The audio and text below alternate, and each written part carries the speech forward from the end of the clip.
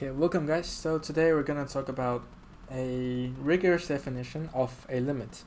Some people may call this the epsilon delta definition because there are epsilon and delta involved. So let's dive into it.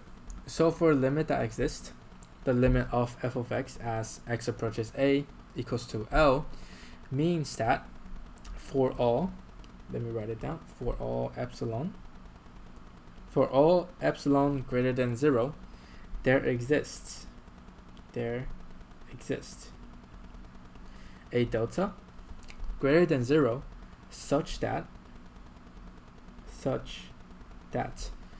if x like the absolute value of x minus a is between 0 and delta, then the absolute value of f of x minus L is smaller than epsilon.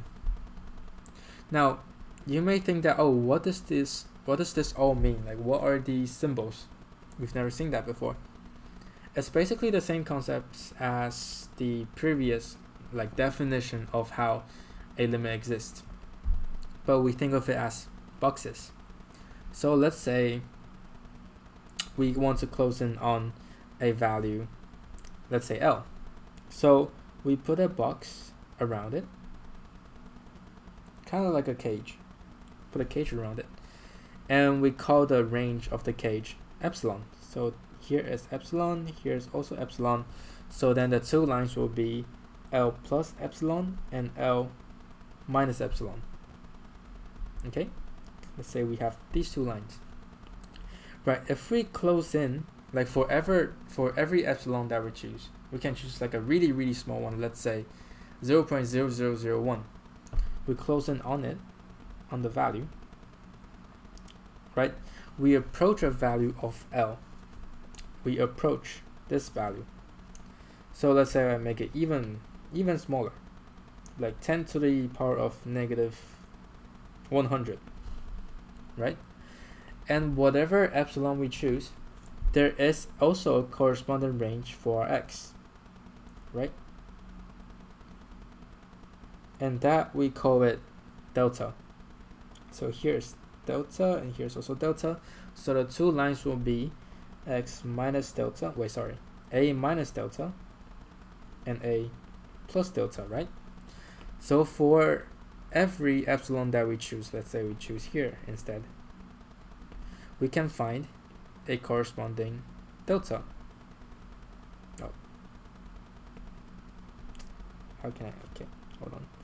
Corresponding delta. I just realized that the line is not long enough, right? So it means that if we close in on a range, like if we close in on the value for epsilon, we can also find a corresponding delta that close in on the value of a. Yeah, a counter example, the one on the right. Let's say I choose the epsilon, like the range of the epsilon as this thing. Okay, and for the smallest delta that we can get is over here, right? Say over here. But the corresponding value of epsilon, or the corresponding value of the range of y, is too big. It's too big for our chosen epsilon, right? It's too big for our chosen epsilon. So for the epsilon that we choose, we cannot find a delta that satisfies this range. So therefore the limit does not exist. Okay? It's kind of a lot to take in. So let me repeat it. So for any epsilon that we choose, like any range of y that we choose, we can always find, like if a limit exists, we can always find a corresponding delta. If we can't, like in the case on the right, then that means the limit does not exist because it's always too big for our chosen epsilon. Yeah? So that's what the definition basically says. For all epsilon, like for any epsilon that we choose here, there exists a delta that is greater than 0 like whatever delta we choose, like there exists a corresponding delta basically, such that if the delta is between, well, the x minus a, let's say a random x here, if the x satisfies the range of delta, we can always find a corresponding epsilon, which is here. Yep.